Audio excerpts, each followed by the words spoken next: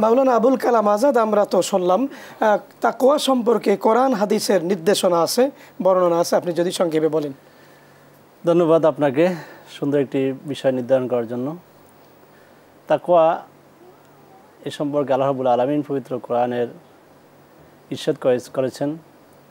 রমজান এর ফরজ সম্পর্কিত আয়াতি আল্লাহ রাব্বুল আলামিন বলেছেন, ইয়া আইয়ুহাল্লাযীনা আমানু কুতিবা আলাইকুমুস সিয়াম কামা কুতিবা আলাল্লাযীনা মিন ক্বাবলিকুম লাআল্লাকুম তাত্তাকুন।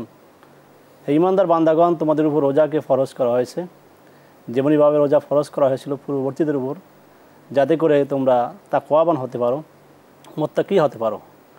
অন্যদিকে রাসূল করিম সাল্লাল্লাহু আলাইহি ওয়াসাল্লাম ইরশাদ করেছেন, মান সামা শাহরু রমজানা ঈমানান ওয়া ইহতিসাবান গুফিরা লাহু মা তাকাদ্দামা মিন যামবি। যে ব্যক্তি সওয়াব লাভের আশায় ঈমানের সাথে যে ব্যক্তি রোজা রাখবে, আল্লাহ রাব্বুল আলামিন তার পূর্বের সকল গুনাহ মাফ করে দিবেন।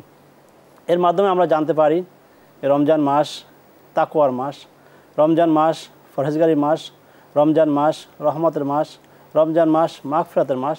এই রমজান মাসই একজন ব্যক্তি সে নিজেকে আল্লাহর কাছে শ্রেষ্ঠ ব্যক্তি হিসাবে সে নিবেদিত করতে পারে, সে আল্লাহ রাব্বুল আলামিনের কাছে সে উপস্থাপন করতে পারে। কারণ এই রমজান মাসেই হাদিসে বলা হয়েছে, ফুতিহাত আবওয়াবুল জান্নাহ, জান্নাতের দরজাগুলো খুলে দেওয়া হয়েছে।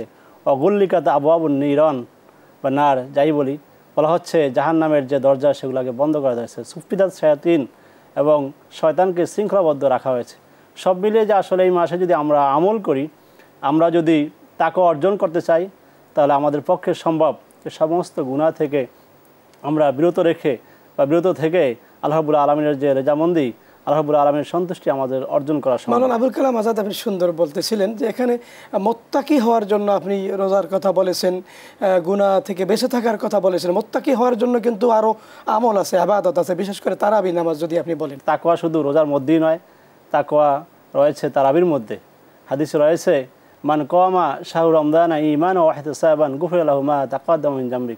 যে ব্যক্তি রমজান মাসে এই কিয়াম করবে, অর্থাৎ তারাবির কথা বলা হয়েছে, কোথাও কোথাও তাহাজ্জুদের কথা বলা হয়েছে, যদি এই কাজগুলো সে করে এবং সব লাভের আশা করে, ঈমানের সাথে করে, তাহলে আল্লাহ রাব্বুল আলামিন তার পূর্বের সকল গুনাহ মাফ করে দিবেন। তারাবি নামাজ কয় রাকাত পড়ব?